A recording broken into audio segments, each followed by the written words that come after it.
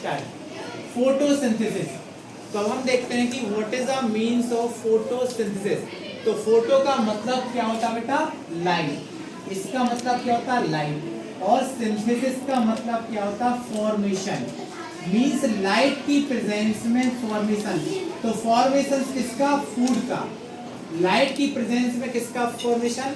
Food का। तो उसी को अपन ने क्या कहा? फोटोसिंथेसिस। और फोटोसिंथेसिस कौन करता है? Green plant. ग्रीन प्लांट क्या करेंगे? आपके फोटोसिंथेसिस करेंगे। ओके। तो यहाँ पे अगर हम बात करें, सपोज दैट ये लीफ है और लीफ क्यों कलर क्या होता है आपका? ग्रीन। लीफ का कलर क्या होता है? ग्रीन। तो ग्रीन क्यों होता है ये पता है आपका? क्लोरोफिल होता है। क्या होता है? क्लोरोफिल होता है। और उस पिगमेंट्स का नाम क्या है? क्लोरोफिल।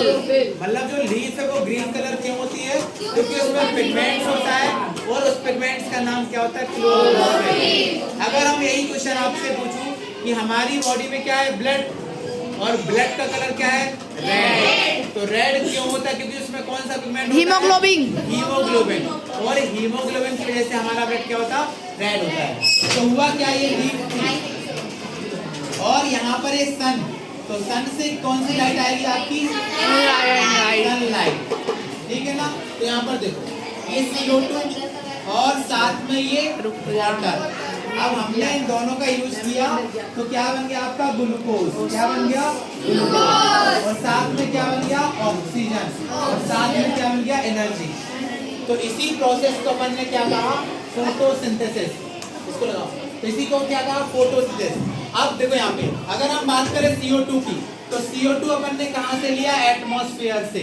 और वाटर कहाँ से लिया अपन ने? रूट से। कहाँ से लिया? रूट से। अब इस पूरी प्रोसेस को देख लेते हैं। तो क्या यहाँ पर बोलेंगे? When CO2 obtained from atmosphere and water obtained from root and presence of chlorophyll and presence of sunlight, the plant make their food such as the glucose and provide of oxygen and energy, and this food process is called photosynthesis। और हिंदी में कहें तो क्या हो जाएगा कि जब plant क्या करते हैं? CO2 को लेते हैं कहाँ से? एटमॉस्फेयर से। और वाटर को कहाँ से टेक करते हैं? रूट से। इसलिए तो हम पानी को कहाँ डालते हैं? प्लांट के ऊपरी हिस्से पर कि नीचे वाले हिस्से? ऊपर क्यों नहीं डालते पानी को? क्योंकि पानी कहाँ से मिलता है? रूट से। तो इसलिए हम पानी को कहाँ पर डालते हैं? प्लांट के ग्राउंड सरफेस पर डालते हैं।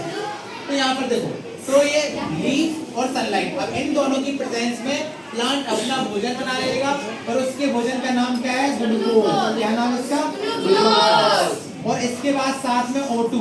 तो O2 को कौन लेता है? हम लोग लेते हैं।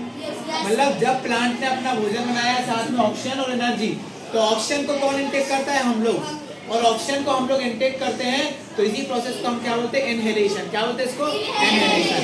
और हम बदले में छोड़ते क्या है? Carbon dioxide. तो इसी को अपन क्या बोलते हैं? एक्सहेलेशन। मतलब हमने क्या किया? O2 को इनहेल किया, इसको इनहेलेशन। और CO2 एग्जिट किया, इसको एक्सहेलेशन।